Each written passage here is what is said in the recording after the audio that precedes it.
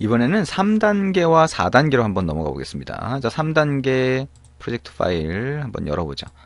자, 3단계 프로젝트 파일을 열어보면, 자, 이런 모양으로 되어 있죠? 프로젝트 화면이 좀 크니까 조금 작게 만들어 보겠습니다. 자, 프로젝트 화면을 조금 작게 줄이고 있고요. 자, 이게 3단계 프로젝트 파일인데요. 이 3단계 프로젝트 파일에 주는 손글씨 기능을 넣는 겁니다. 얘기했던 것처럼 우리가 둘째 마당에서 이미 페인트보드라고 해서 그래픽 부분에서 손글씨를 만들어 봤죠. 그거를 레이아웃을 좀 조정을 하고 우리가 좀 더 편리하게 쓸 수 있도록 기능을 조정을 하시면 됩니다.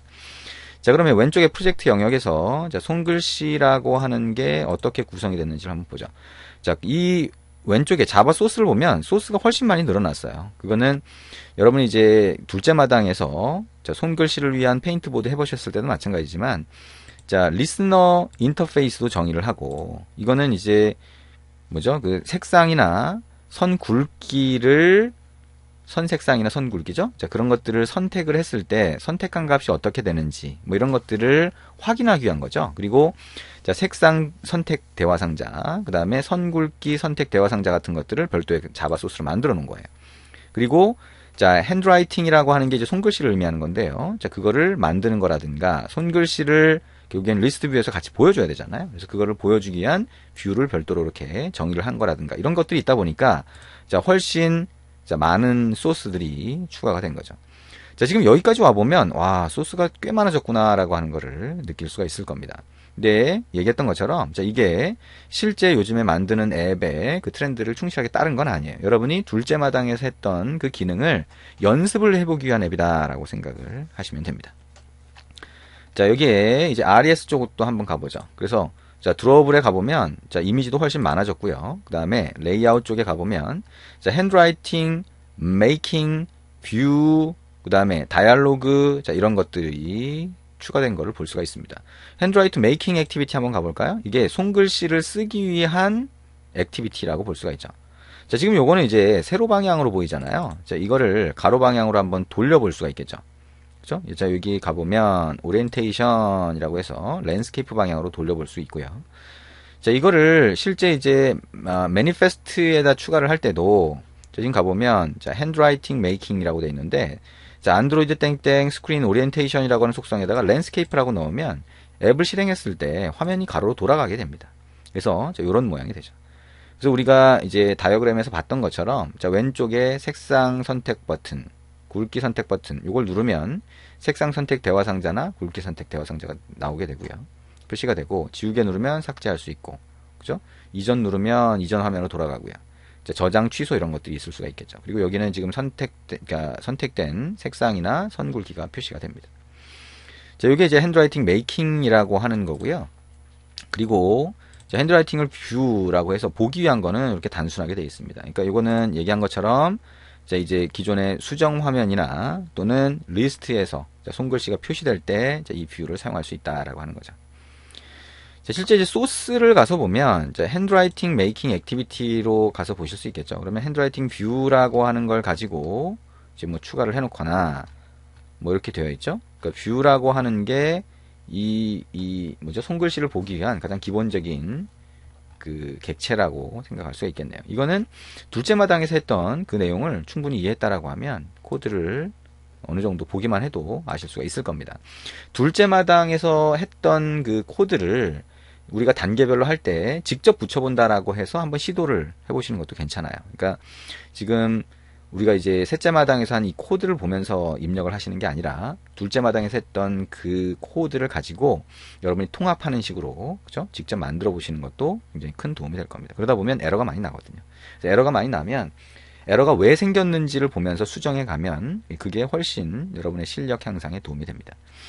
자, 그럼 이제 3단계 한번 실행을 해 보겠습니다. 자, 3단계 한번 실행해서 어떻게 동작하는지 같이 한번 보죠.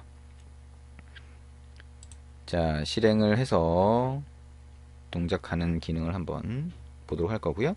일단은 가장 주가 되는 거 3단계에서는 손글씨 기능이 되겠죠. 그래서 자, 손글씨라고 하는 거, 자, 우리가 2단계 실행해서 저장해놨던 게 그대로 남아있죠. 이거는 이제 데이터베이스 파일에다 저장을 했기 때문에 그대로 남아있습니다. 자, 이제 손글씨를 쓰기 위해서 자, 새 메모 이렇게 가죠. 그 다음에 자, 텍스트에다가 자, 이것도 my2 뭐 이렇게 그냥 글씨를 입력했다 라고 하고요. 자, my가 바이가 되나요? 자, my2 뭐 이렇게 입력을 했다고 하고, 손글씨 누르면 자, 이렇게 애니메이션 되면서 이게 바뀝니다. 텍스트 손글씨. 자, 이것도 제가 얘기한 대로 이게 모든 게 같이 보이게 하겠다 그러면 손글씨 이쪽에, 그죠? 그 다음에 여기 텍스트 이쪽에 이렇게 보이게 만드셔도 되고요. 텍스트는 한 줄로 해서 여기 보여주고 손글씨를 그 아래쪽에 보여주게 해도 됩니다. 이 레이아웃을 여러분이 좀 더 예쁘게 바꿔보세요. 그리고 여기는 이제 우리가 연습을 위해서 앱 구성을 하는 그 연습 과정이잖아요. 그래서 버튼으로 이렇게 쭉 넣었지만 이걸 훨씬 예쁘게 만들 수 있습니다. 아이콘이 보이게 하면서 훨씬 예쁘게 하면 사용자가 훨씬 사용하기 편리한 그런 모양이 되겠죠. 자, 그러면 손글씨로 여기 바뀌면 이런 색 모양이 되죠. 자, 이걸 클릭을 해보면 자, 이렇게 가로 방향으로 돌아가게 됩니다. 제가 지금 에뮬레이터 방향을 돌리지 않았지만 자, 실제로 이렇게 해서 자, 실제 단말로 실행을 하셨을 때 자, 글씨를 쓸 수가 있습니다. 오케이. 자, 이렇게 쓸 수가 있겠죠. 그 다음에 손글씨 저장 누르면 자, 이 손글씨를 쓴 그게 이미지 파일로 저장이 되고 자, 이런 식으로 이미지 파일을 불러와서 여기 표시를 하게 됩니다. 그 다음에 저장을 누르면 이렇게 손글씨 저장한 게 여기 보이죠. 자, 이것도 실제 이 리스트 뷰에 들어가는 각각의 아이템의 레이아웃을 어떻게 잡느냐에 따라서 이 글씨는 그냥 한 줄로 어디 이쪽에 보여주고 손글씨를 크게 보여주게 이렇게 만들 수도 있습니다. 그거는 여러분이 이제 필요에 따라서 조정을 하시면 됩니다. 자, 이렇게 해서 3단계까지 같이 한번 봤습니다. 이제 마지막 4단계 한번 볼 수가 있겠네요. 자, 4단계 파일 클로즈 프로젝트에서 나가고요. 자, 멀티메모 스테이지라고 해서 자, 4단계 한번 보죠. 멀티메모 스테이지 04라고 하는 프로젝트 파일을 한번 열어보겠습니다. 자, 이것도 자, 프로젝트 창이 좀 크니까요. 좀 줄여보겠고요.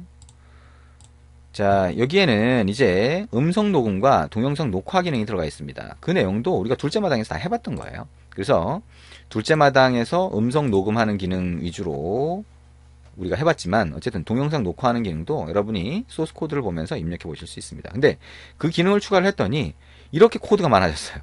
저기 보면 자, 포토라고 하는 게 이제 사진 찍는 거고, 비디오라고 하는 게 동영상 관련된 거고, 보이스라고 하는 게 음성 녹음 관련된 겁니다.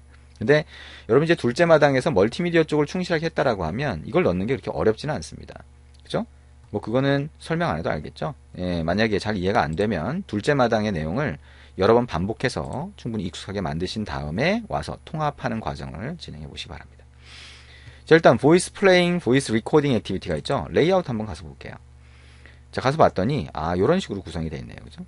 자, 녹음 요 버튼이 보이고 닫기 뭐 이렇게 돼 있고, 플레잉이라고 하면 자, 이런 식으로 플레이, 자, 그 다음에 얼마나 지금 진행이 됐는지 표시되는 거, 그 다음에 비디오라고 하는 것도 자, 플레잉이라고 하는 게 이렇게 비디오 영상 플레이가 되고요. 리코딩이라고 하는 거 여기서 누르면 자, 녹화가 되도록 이렇게 구성이 되어 있죠.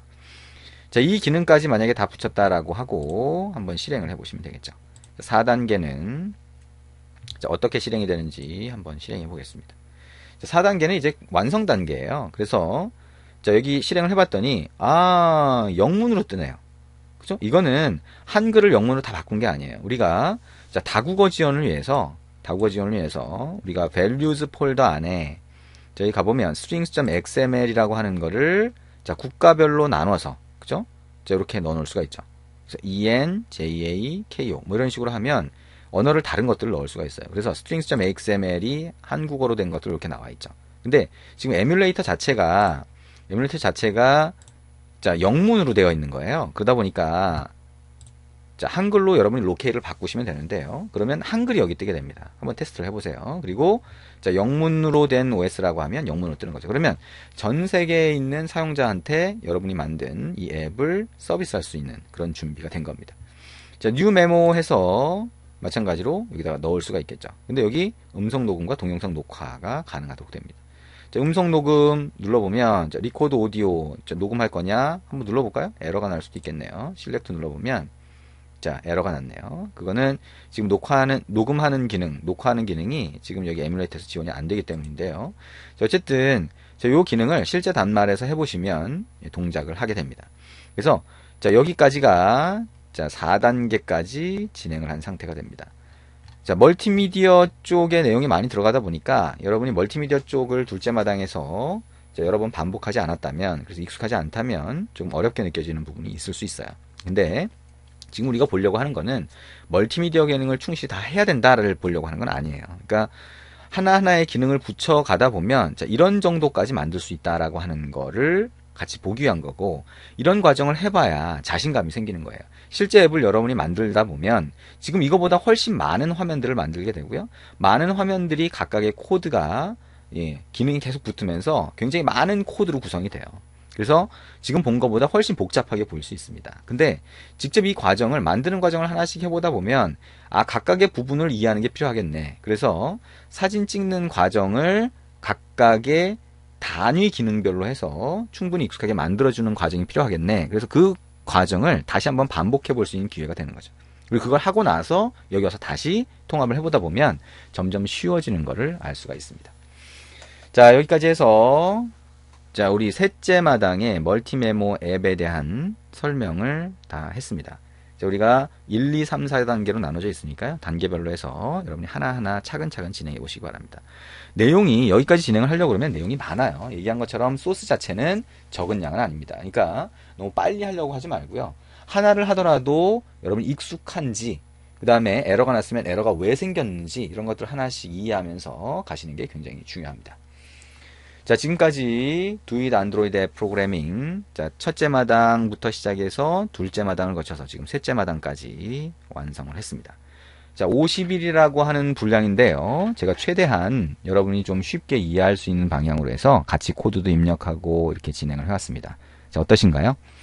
자, 이렇게 진행을 해봤더니 안드로이드에 좀 자신감이 생기나요? 자, 여러분이 지금 보고 계신, 그리고 지금까지 봤던 이 책은 기본서입니다. 그래서 얘기한 것처럼 자바라고 하는 언어를 알고 있다라고 하는 상태로 시작이 되는 거죠.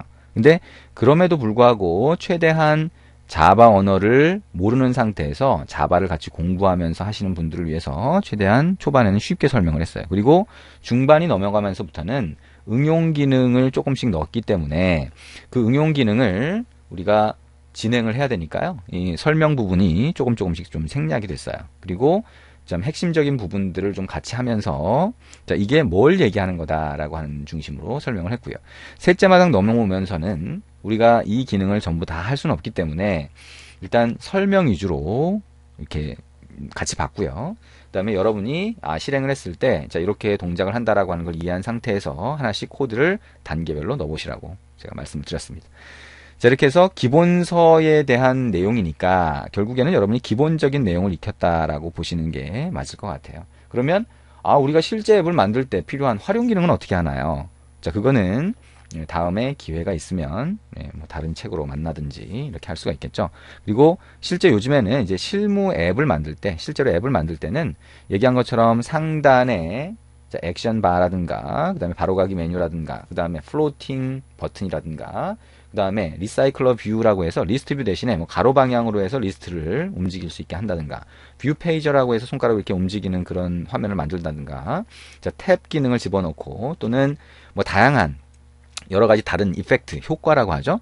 그러니까 화면을 움직일 때 효과를 주기 위해서 다른 외부 라이브러리를 쓰는 경우가 많아요. 그리고 네트워킹 같은 경우에도 우리가 이제 해보긴 했지만, 자, 볼리라고 하는 걸 이용해서 자, 푸시 쪽에서 써봤죠. 근데 볼리라고 하는 라이브러리 같은 것들을 활용하는 경우도 많고요.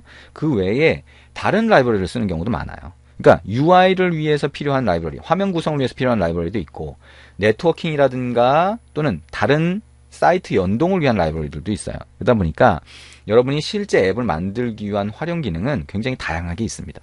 그래서 이 기본서만으로 모든 걸 만족할 수는 없고요.